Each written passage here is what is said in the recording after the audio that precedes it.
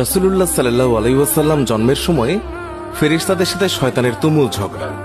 যেদিন ভোরবেলায় মহানবী সাল্লাল্লাহু আলাইহি ওয়াসাল্লাম জন্ম নেন, সেই দিন বিশ্বের সবগুলো মূর্তি মাটির দিকে নত হয়ে পড়ে। ইরানের রাজার বিশাল প্রাসাদের বারান্দা কেঁপে ওঠে এবং ছাদের 14টি প্রাচীর ধসে পড়ে। বিশ্বের সব সম্রাটের সিংহাসন উল্টে পড়েছিল। বিশ্বের সব রাজা বোবা হয়ে পড়েছিলেন, অর্থাৎ তারা কথা বলতে পারছিলেন না। সেদিন গণকদের সব জ্ঞান লুপ্ত হয় এবং জাদুকরদের জাদুগুলো অকার্যকর হয়ে পড়ে। বিশ্বনবী সাল্লাল্লাহু আলাইহি ওয়াসাল্লাম জন্মের সময় শয়তান তার সন্তানদের মধ্যে আর্তনাদ করে ওঠে। ফলে সবগুলো শয়তান তার কাছে এসে বলে, কেন এত পেরেশান বা উদ্বিগ্ন হয়েছে? সে বলল, কাল রাতে কি হয়েছিল? রাতের প্রথম থেকে এই পর্যন্ত দেখেছি যে আকাশ এবং জমিনের অবস্থা বদলে গেছে। ভূপৃষ্ঠে ঘটে গেছে এক বিরাট ঘটনা। ঈসা আলাইহিসসালাম ঊর্ধ্ব আকাশে চলে যাওয়ার পর আর কখনো এত বড় ঘটনা ঘটেনি।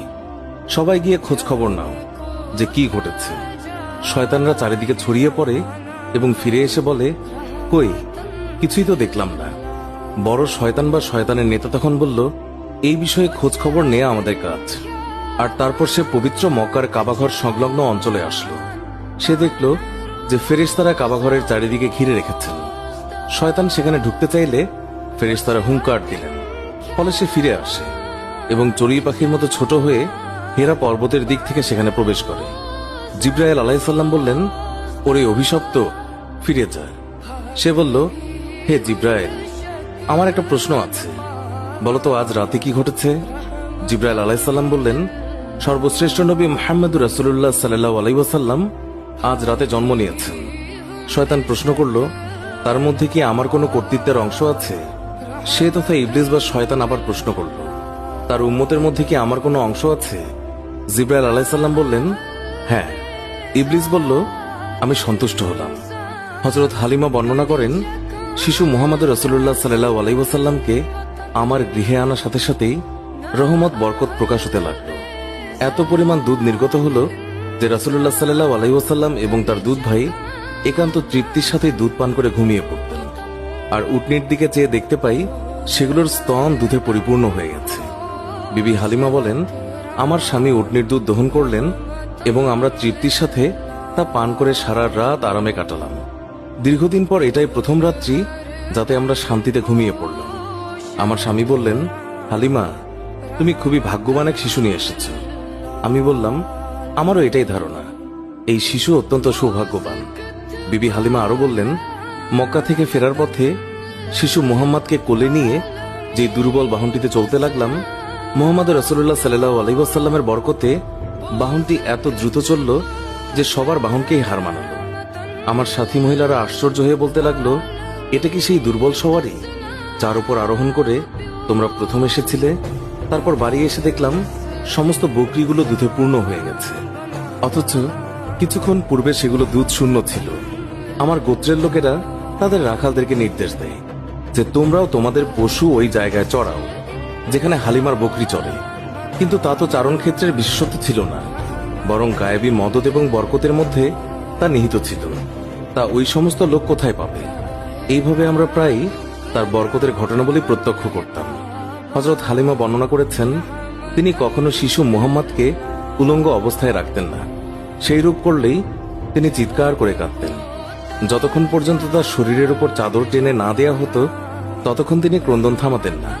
হালিমা বলেন, যেদিন থেকে আমি জানতে পারলাম শিশু মুহাম্মদ সাল্লাল্লাহু আলাইহি ওয়াসাল্লাম উলঙ্গ থাকতে পছন্দ করেন না, সেই দিন থেকে আর কখনো তাকে উলঙ্গ রাখিনি। তার দেহ আবৃত করে রাখার জন্য সর্বদাই সজাগ থাকতাম। হযরত আব্বাস বিন আব্দুল মুত্তালিব রাদিয়াল্লাহু তাআলা আনহু বর্ণনা করেছেন, তিনি রাসূলুল্লাহ সাল্লাল্লাহু আলাইহি ওয়াসাল্লামকে বলেছেন, আপনার নবুয়তের একটি মাত্র নিদর্শন ছিল আমার ইসলাম গ্রহণের কারণ। তা হলো, তিনি দেখলেন রাসূলুল্লাহ সাল্লাল্লাহু আলাইহি ওয়াসাল্লাম শৈশব অবস্থায় আঙ্গুলি সংকেতে চাঁদকে ইশারা করেছেন। রাসূলুল্লাহ সাল্লাল্লাহু আলাইহি ওয়াসাল্লামকে যেই দিকেই তার আঙ্গুলি ফেরাচ্ছিলেন চাঁদও ঠিক সেই দিকেই আসা যাওয়া করছিল। রাসূল এবং নবী হওয়ার এই একটি উজ্জ্বল প্রমাণ। শিশু মুহাম্মদ হালিমার গৃহে থাকা অবস্থায় কখনো তার উভয় স্তন থেকে দুধ পান করেননি। সবসময় তিনি একটি স্তন থেকে দুধ পান করতেন, অপরটি তার দুধ ভাইয়ের জন্য রেখে দিতেন। ন্যায়বোধের এমন চরম দৃষ্টান্ত পৃথিবীতে খুবই বিরল। সত্যি এটা একজন মহামানবের পক্ষেই সম্ভব। শিশু রাসূলুল্লাহ সাল্লাল্লাহু আলাইহি ওয়াসাল্লামের দ্রুত বর্ধনশীল দৈহিক অবস্থাও একটি লক্ষণীয় বিষয়। 2 মাস বয়সের সময় তিনি অন্যান্য শিশুদের সাথে হামাগুড়ি দিয়ে ফিরতে লাগলেন। 3 মাসের সময় দেয়াল ধরে হাঁটতে লাগলেন। যখন তার বয়স মাত্র 5 মাস, তখন বিনা অবলম্বনে হাঁটতে শিখলেন। 7 মাস বয়সের সময় তিনি ফিরতে লাগলেন এবং মাত্র 8 মাস বয়সের সময় তিনি কথা বলতে সক্ষম হন। তার এই গুণগুলো নিশ্চয়ই তার মুজিজার মধ্যে অন্তর্ভুক্ত এবং তিনি উম্মতে মুহাম্মাদের শাফায়াতের কাণ্ডারী। সারওয়ারে কায়নাত, দোজাহানের সম্রাট রাসূলুল্লাহ সাল্লাল্লাহু আলাইহি ওয়াসাল্লাম অতি শৈশবকাল থেকেই একান্তভাবে পাক সাফ থাকতেন। সাধারণত শিশুরা নিজের প্রস্রাব পায়খানা নিজের অঙ্গে প্রত্যঙ্গে বা জামা কাপড়ে মাখে, এমনকি তা মুখে দিয়ে থাকে। রাসূলুল্লাহ সাল্লাল্লাহু আলাইহি ওয়াসাল্লামের দুধমাতা হালিমা রাদিয়াল্লাহু তাআলা আনহু তিনি বর্ণনা করেন, শিশু মুহাম্মদ কখনোই বিছানায় প্রস্রাব পায়খানা করেননি, নিজের অঙ্গ প্রত্যঙ্গ এবং কাপড় অপবিত্র করেননি।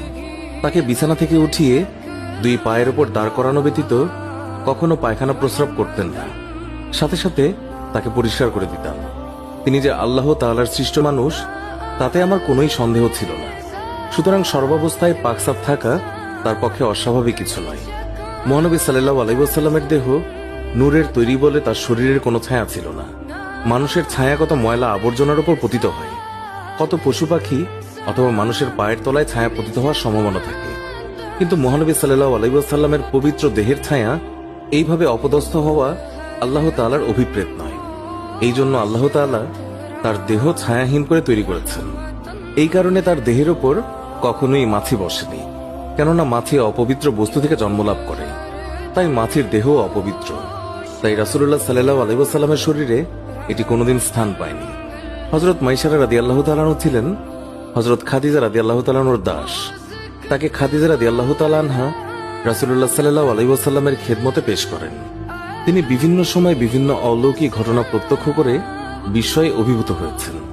তিনি দেখেছেন রাসূলুল্লাহ সাল্লাল্লাহু আলাইহি ওয়াসাল্লাম যখন পথ দিয়ে চলতেন, তখন একখণ্ড মেঘ তার মাথার উপরে ছায়া বিস্তার করে তার সঙ্গে ভেসে বেড়াত। মানুষের আকৃতির এই যে অস্বাভাবিক কার্যকলাপ, এটা নিঃসন্দেহে রাসূলুল্লাহ সাল্লাল্লাহু আলাইহি ওয়াসাল্লামের একটি অনেক বড় মুজিজা, যা নবীর শৈশবকাল থেকে লক্ষ্য করা যায়। পূর্বে বর্ণিত প্রত্যেকটি বিষয়ই রাসূলুল্লাহ সাল্লাল্লাহু আলাইহি ওয়াসাল্লামের শৈশবকালীন মুজিজা, তবে এগুলো স্থায়ী নয়। বিশ্বনবীর জীবনের শ্রেষ্ঠ মুজিজা হচ্ছে পবিত্র আল কোরআন, যা কিয়ামত পর্যন্ত স্থায়ী থাকবে।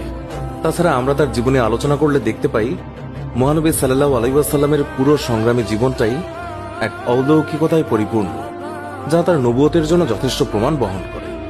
সুপ্রিয় দর্শক, এই ছিল আমাদের আজকের ভিডিওটি ভালো লেগে থাকলে অবশ্যই একটি লাইক দিন